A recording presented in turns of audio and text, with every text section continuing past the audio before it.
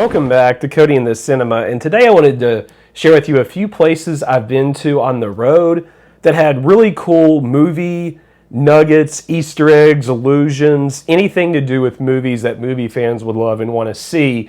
In the event that you're on a road trip, these are places you could stop by that for us were pretty easy to access as we road tripped. So the first one was something that I don't think a lot of people have heard of that I was completely surprised by. We were doing a long drive back from the Badlands, and we're trying to get all the way over to Virginia. And we stopped at a hotel in a place called Fairmont, Minnesota. And little did I know that, first of all, there would be this area by this building in the downtown where you could see these umbrellas that were very clearly meant to be Singing in the Rain, that you could stand under and take pictures. And that was cool, but on top of that, when I was there was this place called the Giddy Up Boutique that had all kinds of movie posters, and like there was one of the great movie Blue that is in the Criterion Collection from the Three Colors trilogy, and it had lots of other different movie allusions, including Singing in the Rain. And I feel like if you're ever traveling through that part of Minnesota, you should stop by if you're a movie fan and see it. So kind of a more subtle one here and one that's less known, but I did want to talk about it.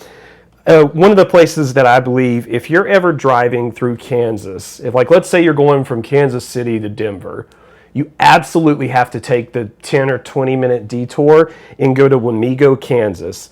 And Wamego has the Wizard of Oz Museum, and we did this. The Wizard of Oz Museum had all kinds of different just artifacts. It even had stuff from Wicked, the musical there. And they would play the movie continuously. I think they were on the scene whenever we were there with the apples that were being picked. And I think I paid like 10 or 15 bucks to do it. And we weren't really expecting too much out of it, but we really, really enjoyed that experience. And it's not that far off the road. Like I said, if you're traveling on that interstate to get from Kansas City, like I said, to Denver, somewhere like that.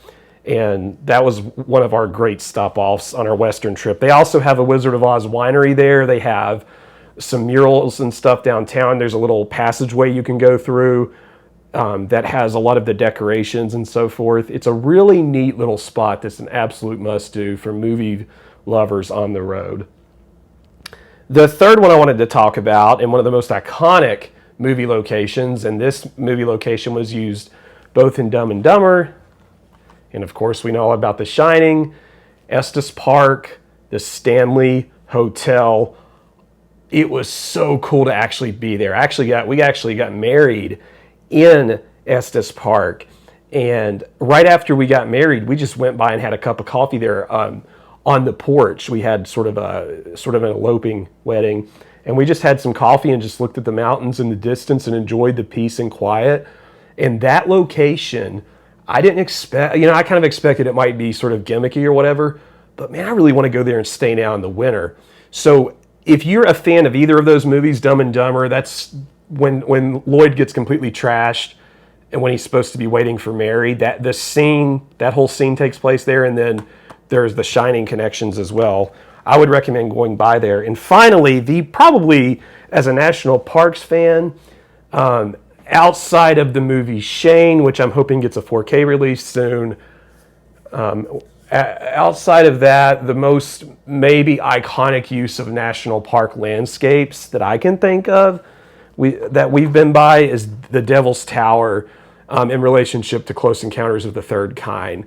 And they do have, merchandise and stuff around that area for this. But if you have been to the Devil's Tower National Monument and then you watch this movie, which re-releases in this month of July, I believe. I could be wrong on that, but I think it does. This movie really rewards you having been to the monument in person. You might think it's like a 20-foot tall monument or something, and it's just a big like rock stick in the ground kind of thing. It's not. It's breathtaking to look at, and you can hike all around it. The first time we were there, we saw some wildlife, prairie dogs. I mean, it's an awesome place to go, and I've been there. So these movies, Singing in the Rain, The Wizard of Oz, The Shining, Close Encounters of the Third Kind, I have seen connections to these movies as I've been on road trips. And those are just some of the ones so far. I'm hoping to do another one of these videos for other places I've been, especially as I collect memories and so forth.